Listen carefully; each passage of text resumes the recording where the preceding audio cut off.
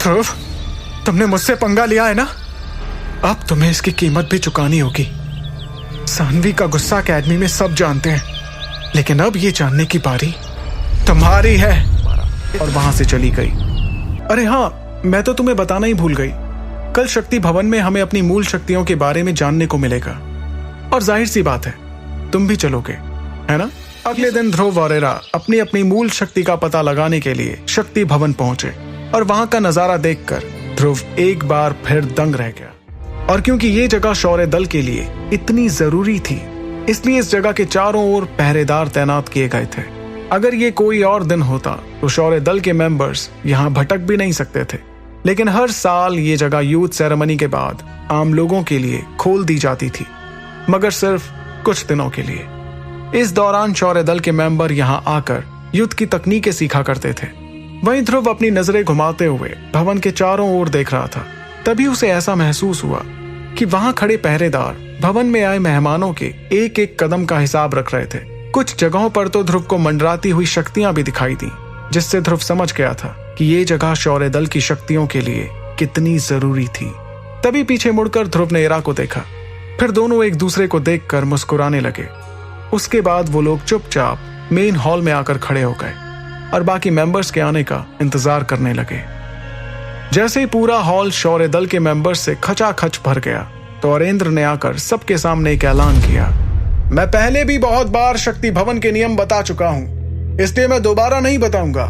जो यहाँ नए हैं उन्हें बता दूं कि शक्ति भवन में कदम रखते ही आपके पास 2 घंटे हैं। हर एक मेंबर सिर्फ एक ही खास तकनीक को अपना सकता है, उससे ज्यादा नहीं। और अगर कोई लालची हो गया तो उसे वो एक खास तकनीक भी हासिल नहीं होगी। ये जगह हमारा अतीत, वर्तमान और भविष्य तीनों है, इसलिए इसका खास ध्यान रखिएगा। ये कहकर अरेंद्र ने सामने मौजूद सभी लोगों को देखा। अपने लीडर की बात सुनकर हॉल में खड़े सभी लोगों ने एक साथ जवाब देते हुए कहा, हम जरूर इसका ध्यान रखेंगे।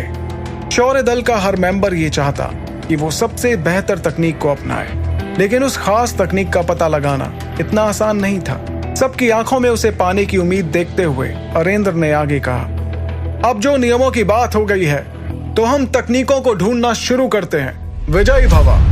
ये कहकर अरेंद्र एक कदम पीछे हुए और उन्होंने एक ऊंचे पत्थर की ओर देखा जो एक काले कपड़े से ढका हुआ था।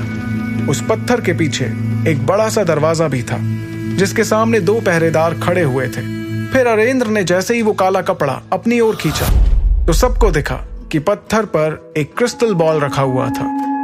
उस क्रिस्टल बॉल की तरफ इशारा करते हुए अरेंद्र ने कहा, इस क्रिस्टल बॉल के जरिए अपनी मूल शक्ति का पता कर आप सभी अंदर जा सकते हैं, लेकिन एक बात का खास ध्यान रखिएगा, सब लोग अपनी मूल शक्ति वाले रास्ते पर ही चलिएगा और गलती से भी किसी दूसरे की मूल शक्ति वाले रास्ते पर मत चल दीजिएगा, नहीं तो बहुत बुरा हो सकता है। इसी के साथ मैं आगाज करता हूं आज के इस अवसर का। जब भीड़ अंदर जाने लगी थी तो ध्रुव ने इरा की तरफ देखते हुए कहा, चलो देखते हैं हमारे हाथ कौन सी खास तकनीक लगती है। ये सुनकर इरा ने अपना हाथ आगे बढ़ाया और ध्रुव के साथ चलने लगी। आखिरकार जब भीड़ छंटी और क्रिस्टल बॉल पर हाथ रखने की बारी ध्रुव की आई तो उसने अरेंद्र की तरफ देखते हुए एक मुस्कुराहट के साथ उस बॉल पर अपना हाथ रखा। ध्रुव के हाथ रखते ही वो क्रिस्टल बॉल बहुत ज्यादा चमकने लगी। उसके अंदर लाल रोशनी दिखाई पड़ रही थी। वो इतनी तेज थी कि वहां मौजूद सभी लोग उसे देखकर हैरान हो गए। ये इशारा था कि ध्रुव की मूल शक्ति अग्नि थी। अग्निपथ, तीसरा रास्ता, रूम 43। अरेंद्र की बात सुनकर ध्रुव जाने को तैयार था, लेकिन उसने इरा की बारी का इंतजार किया जो उसके पीछे ही खड़ी थी। क्रिस्टल बॉल के सामने खड़ी इरा उस पर हाथ रखने से पहले हिचकिचा रही थी। फिर उसने थोड़ा घबराते हुए अपनी सबसे छोटी उंगली उस बॉल पर रखी, जिससे वो बॉल आग की तरह चमकने लगी। जब वो क्रिस्टल बॉल ठंडी हुई तो अरेंद्र और बाकी लोगों ने देखा कि उस बॉल पर अब दरारें दिखने लगी थी। ये देखकर अरेंद्र और इरा ने एक दूसरे से नजरें मिलाई। अरेंद्र इरा को ऐसे देख रहे थे जैसे कि वो कुछ छुपा रहे हों। फिर उन्होंने इरा से कहा, जल्दी करो, अंदर जाओ। वहीं ध्रुव भी उस क्रिस्टल बॉल को देखकर चौंक गया था। तभी कांच टूटने की आवाज आई और उन्होंने देखा कि क्रिस्टल बॉल, जिसमें कुछ पल पहले दरारें आ गई थीं, अब पूरी तरह से टूट चुका था। इस पर आह भरते हुए अरेंद्र ने खुद से कहा कि लड़की अद्भुत है। क्या होगा अगर मैं ध्रुव के साथ इरा की शादी करवा दूं? ये कहते ही अरेंद्र को खुद की बात पर हंसी आ गई और वो जोर जोर से हंसने लगे। इरा ने उनकी बात सुन ली थी, जिससे उसका चेहरा लाल पड़ गया था, लेकिन फिर वो मुस्कुराते हुए वापस ध्रुव के पीछे चलने लगी।